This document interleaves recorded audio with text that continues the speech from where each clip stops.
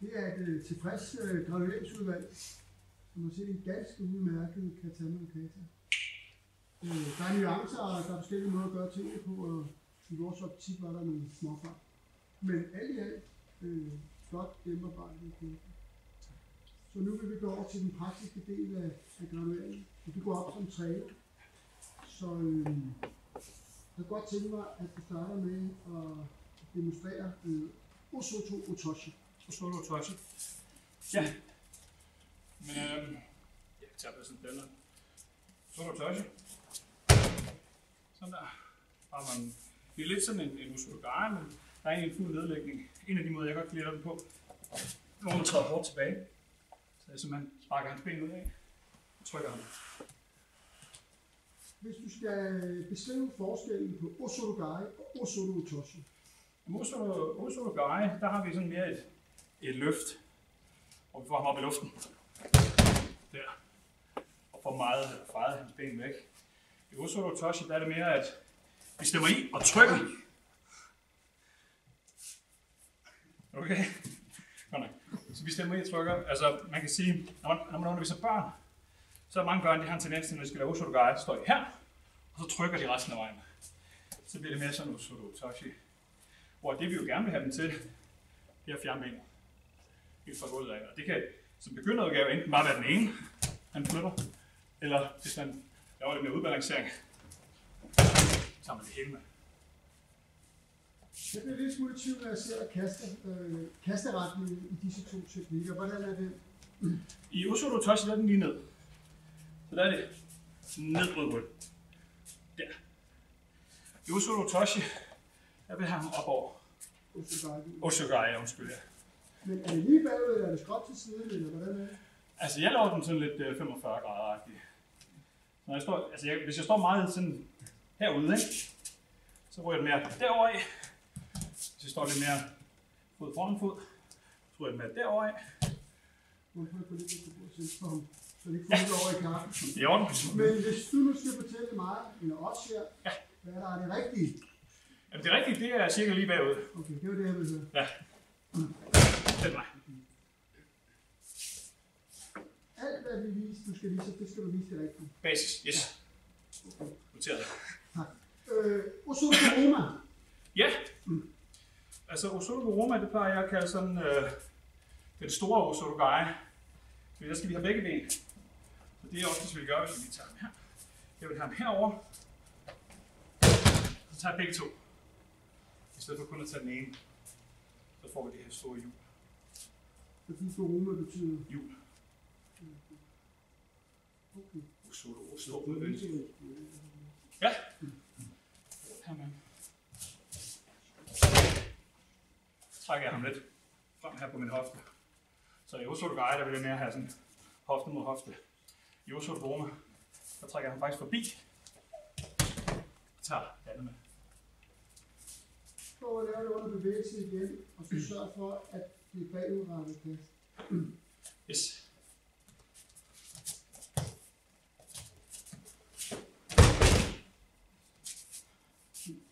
Og lav til venstre. Ja.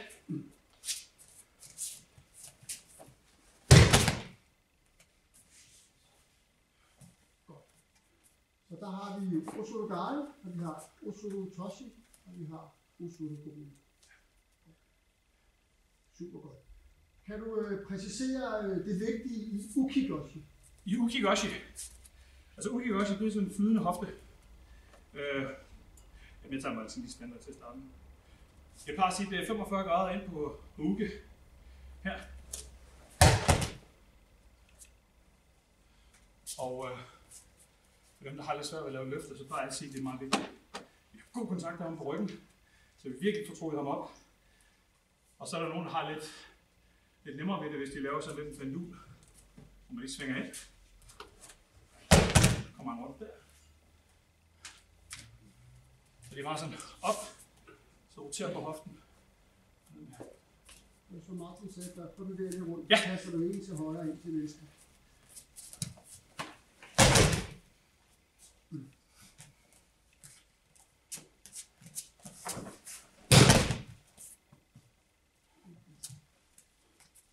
Nu kombinationer med noget ashivaser til nogle store hoftekast. Ja, altså en klassiker for mig, det er, jeg kan godt lide at åbne op med Kojigai, fordi det gør ham så åben herover. Så eller Ogoshi, som oftest. En lidt ældre vane, jeg har. Det er jo Suigoshi. Hvornår er Suigoshi? En normal Suigoshi hænger over armen. Så det bliver sådan lidt en variation. Okay, her. Hvorfor kaldte du så det, du lige lavede for Suigoshi? Det var et Freudian slip. Det var rigtigt, det du sagde. Nå, var det det? Du havde fat i bælgen. Jamen, det er rigtigt. Så er det Suigoshi. Ja. Men man kan sige sådan, hvis vi skal gøre det sådan basis, så ligger den her over armen. Det er stadigvæk Suigoshi, men det er en variation. Ja. Det er rigtigt, det er Suigoshi. Hvordan laver du, du åbner op med Kojigai som hvilken type kast? Det er Ashivaser. Suigoshi bruger jeg også mod Koshivaser. Hvornår er det Gai, eller hvornår er det Harai? Hvornår er det Gai, hvornår er det Harai? Altså, jeg vil sige, Harai, det er jo sådan, hvor du fejrer efter benet og flytter det. En Gai, det er, hvor du tager et standben, der står stille. Eller i hvert fald, hvor han har majoriteten af sin vægt. Der for eksempel, ikke? Kuka. I gamle dage. Hvis han laver sådan. Godt. Prøv at lave noget andet ashivaser i forhold til at gå ind og kaste stort efterfølgende. Så opsætningen af ashivaser, så... Kombinationer. Yes. Men altså, sådan noget som Okuyashi har dig, når man kører her. Hvis man så roterer front, så man kører rundt her. Sætter ham ned. Og hvis jeg nu ikke ser den komme.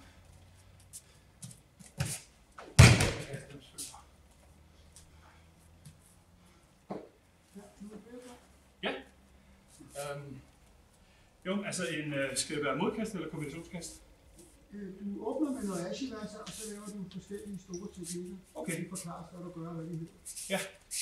Jamen, en anden god en, det er jo sådan en god cement. Ja.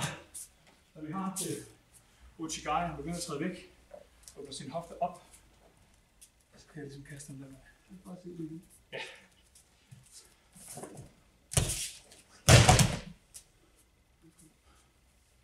Nu du selv åbner op med Oti, kan du forklare detaljerne i Ochigai, hvad der er vigtigt, og hvordan man har hovedet og balancebrydningen? Ja.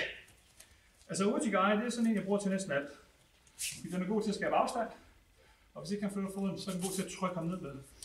Så jeg går ind med benet, skråt, forsøger at kigge over til hans skulder, og trykker ham lige bagud. Mine arme trykker ham skråt bagud, så han står sådan. Det vil sige, der kommer han ned. Hvad gør armene? Har det en proces med det, der er noget arbejde, de skal gøre? Den der, den strækker og trykker. Den her, den strækker og trykker. Så jeg får ham i den her bøjede position. Jeg kan godt lide at ruske ham en tur. Ligesom at få en løsnet. Så plejer de at spænde lidt. Når man ikke tager det der, så klapper han ned. Og det giver mig det tryk, jeg skal bruge. Så trykker han fremad. Eller bagud. Fremad for mig, bagud for ham. Så basis med armene, der du strækker? Ja, ikke lige ud. Skråt nedad. Altså ham ned på vægten på fødderne? Ja, og hvis jeg har sådan et nakkegreb, så kan jeg godt finde på at lægge armen mere over. Det bliver tung. Nu er vi så meget stiv. Så er det meget stiv i armen. Så er det meget stiv i armen her. Jeg vil sige, at jeg holder lidt længere nede på barrieren. Ja. Her. Så er jeg bryder ham. Og så går jeg efter ham. Fordi jeg vil gerne have den lukket ned. Det skal være sød med ham så. Okay. Men altså man kan sige, at det er sådan stive. Yes. Så er alt for langt derinde. Så jeg vil gerne have ham lukket. Så ind i hans overarm her. Og hægte ham. Altså jeg løfter her. Så jeg får plads til mit bryst. Jeg vil gerne ind og kunne ramme ham. Når jeg går ind efter ham. Så han er her. Og derind. Så jeg kan få ham ind til mig. Jeg vil gerne have noget tæt kontakt. Ellers så synes jeg, så løber jeg tør for benlængde i hvert fald. Så jeg vil gerne herinde stå. Så passer jeg selvfølgelig meget på, at jeg ikke kommer til at stå sådan her. Så står jeg til et kontrakast. Så jeg vil gerne blive herinde over ham og køre den vej på ham. Så jeg er meget opmærksom på, at Mit ben går ind imod ham, og ikke drejer væk fra ham. 2 ting, jeg vil spørge om til Uchigai. Ja. Hvor fejrer du hende? Hvordan er fejringen i selve Uchigai? Hvor placerer du din fod i underbenet? Ja, jeg laver sådan en på Uchi, der tager den der. Jeg kører kildescene mod kildescene, og så har jeg en stor tøj gulv. Der går sådan set ind. Kører sådan en stor cirkel.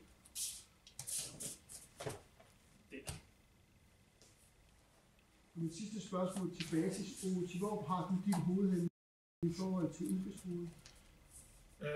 Altså, ofte så er jeg her, lige over hans skulder. Hvor skal det være? Ikke hvor du opdager ham. Hvor skal det være? Det skal være helt over. Det skal derover. Ja. Det er du sikker på? Det er i hvert fald sådan, jeg har lært det i sin tid. Men jeg foretrækker at have den her. Du har Uchigai, og du ikke har fat i noget. Ja, tak.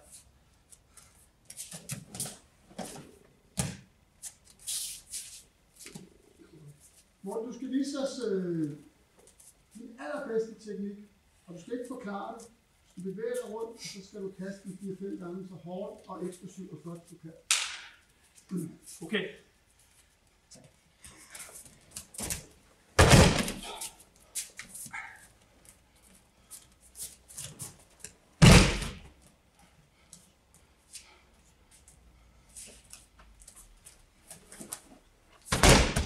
Ja, det er fint. Toksønak. Sorry. Og hvad oversætter man det til? Punkt, skulder, kast. Eller indhåndssævner. Eller indhåndssævnakke er et punkt. Må vi se den næstbedste på samme måde? Min næstbedste. Yes.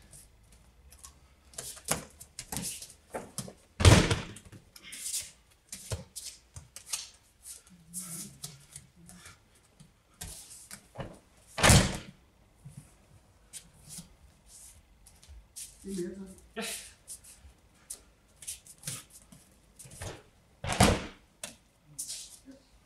Yokotomanak. Yokotomanak? Ja. Hvorfor er det Yokotomanak og ikke Tomanak? Tomanak, hvis jeg har højre greb, så gør jeg med det ben der. Yokotomanak, det er yoko-stemning, altså sideliggende offerkast. Så først og fremmest tager jeg min fod mere derover. Og når jeg så kommer ned, så skal han over på siden og ligge. Ikke bare derovre. Havde jeg lavet tomanak, så er det mere stemme, altså. Det er lige over hovedet. Yes. Det spørger mig rigtig meget, Ja. men det er fordi, du går op på nogle andre vilkår, end dine kæmper gør. Så derfor så vil vi godt vide rigtig meget. Du ved rigtig meget. Kan du forklare mig forskellen på Ukivasa og Yokotoshi? Ja. Ukivasa, der tager du som oftest et ben, der går fremad her. Og så kører du derover. Hvis vi tager Yokotoshi, så kan man tage den enten, når den står stille, eller så går tilbage. Smider ham lige til siden. Så Yokotoshi side, bladfaldet. Ukivasa, det er flydende teknik, hvis man sådan oversætter den direkte. Den laver som oftest i 45 grader til min akkurat.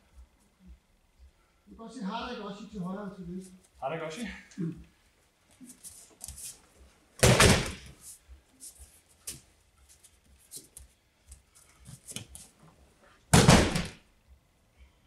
Du kan godt lave den igen, hvis du synes, det var så god. Ja, det kan jeg godt.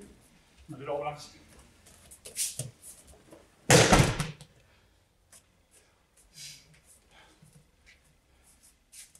Få lige luft. Du får lige luft nu. Jørgen. Du skal ikke have færdig med ambulance her. Asiguruma. Ja. Den laver jeg med indspil. Oguruma. Oguruma. Oguruma, den laver jeg også med indspil. Den er bare lidt højere. Godt. Nogle overgange til det, altså. Ja. Klassisk for mig, så er der hvis et eller andet skulderkast ikke er lykkes. Og det kunne fx være, at jeg går ned og vil lave min bokserakke. Og han kommer over mig. Hernede. Så har jeg her. Jeg har allerede hans arm nu. Nu giver jeg ikke til på. Herfra. Jeg kan begynde at samle ham op.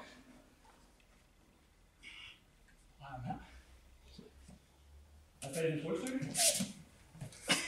Så har jeg ham her. Så går jeg i gang med at låse. Så kan jeg få fat i bæltet. Låser du den sammen her? Om den vil jeg låse med min.